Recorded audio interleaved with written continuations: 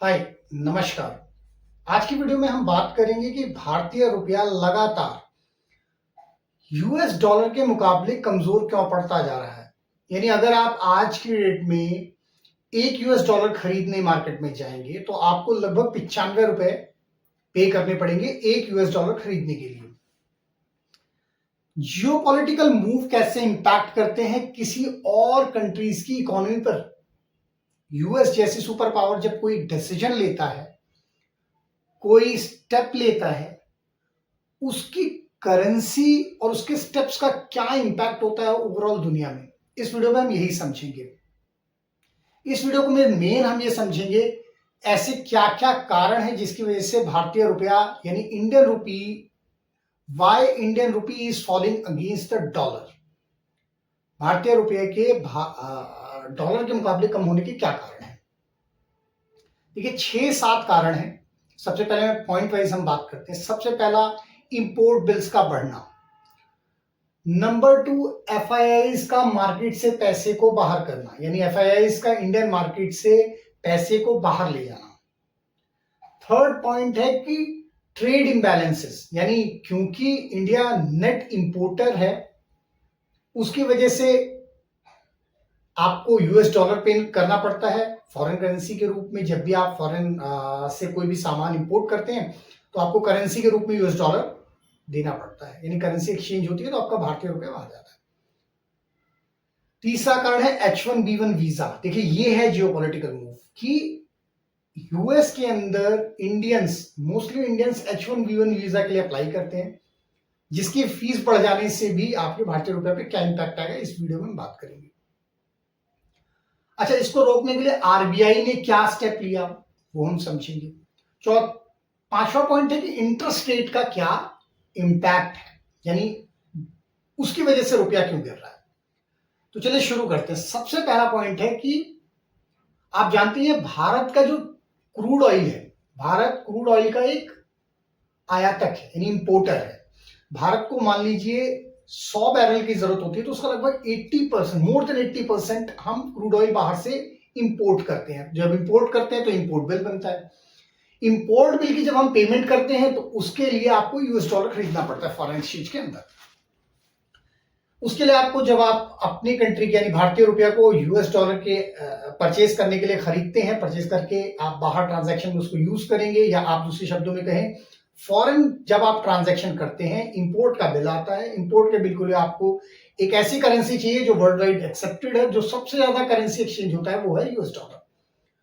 तो सबसे पहला कारण है रुपए गिरने का कि भैया इंडिया का इंपोर्ट बिल हमेशा क्रूड ऑयल की वजह से ये इंपैक्ट है। एक जियो पॉलिटिकल मूव जो यूएस ने और ईरान के बीच में लड़ाई चल रही है उसकी वजह से ऑयल प्राइसेस अपने ऑल टाइम हाई पे हैं।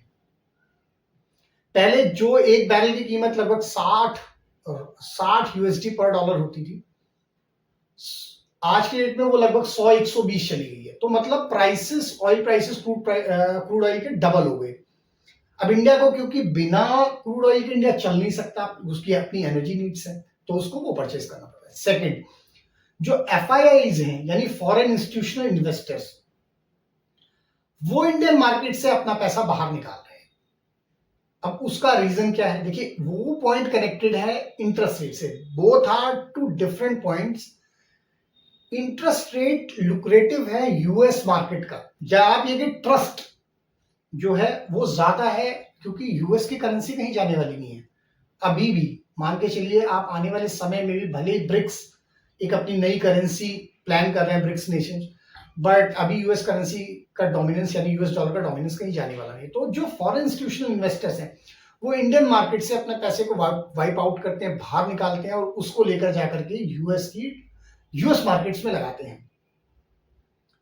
और इंटरेस्ट रेट का मतलब आप यहां पे ऐसे समझिए कि एक यूएस गवर्नमेंट एक बॉन्ड इशू करती है और एक इंडियन गवर्नमेंट एक बॉन्ड इशू करती है। तो जो फॉरेन इंस्टीट्यूशनल इन्वेस्टर्स हैं यानी फॉरेन के जो बड़े बड़े बैंक्स हैं वो क्या करते हैं, इंटरेस्ट रेट, एग्जांपल के लिए आप समझिए यूएस में भी 5% है, इंडिया में भी 5% है, तो कौन सा बॉन्ड लेंगे? ऑब्वियसली वो बॉन्ड लेंगे यूएस का। क्यों?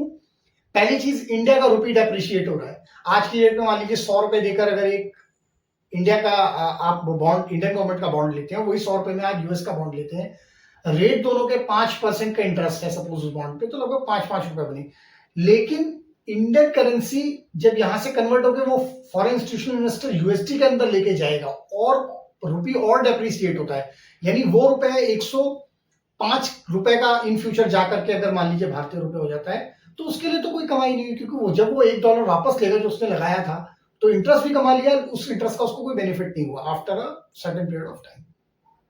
तो दूसरा मेजर कारण एफआईआईज का पैसा वाइप आउट करना। पहला, ट्रेड जो हमने कहा नेट इंपोर्टर होने की वजह से इंपोर्ट बिल्स, क्रूड ऑयल के प्राइसेस बढ़ने का कारण पहला। दूसरा, फॉरेन इंस्टीट्यूशनल इन्वेस्टर का पैसा इंडिया मार्केट से बाहर ले जाना। तीसरा, इंटरेस्ट रेट का लुक्रेटिव होना, अदर इकोनॉमीज में वो पैसा इन्वेस्ट करें ना कि इंडियन इकोनॉमी में। चौथा, क्या हो रहा है, H1B1 वीजा की फीस बढ़ा दी है यूएस ने। भैया एक एक मूव चलते हैं, हर कंट्री हर इकोनॉमी अपना बेनिफिट कैसे हो ये देखती है। तो यूएस ने जैसे H1B1 वीजा की फीस बढ़ाई, बहुत सारे इंडियंस ऐसे हैं जो यूएस जाकर पैसा कमाना चाहते हैं और उसके लिए वहां जाकर पढ़ना चाहते हैं, उसके लिए वो अलग अलग टाइप से उसमें एक वीजा अप्लाई होता है H1B1 वीजा। उसकी उन्होंने फीस बढ़ाई, तो अब आपको फिर से और यूएस डॉलर्स खरीदने के लिए और इंडियन रुपीस को कन्वर्ट करना होगा यूएसडी के अंदर, जिसकी वजह से रुपया गिर रहा है।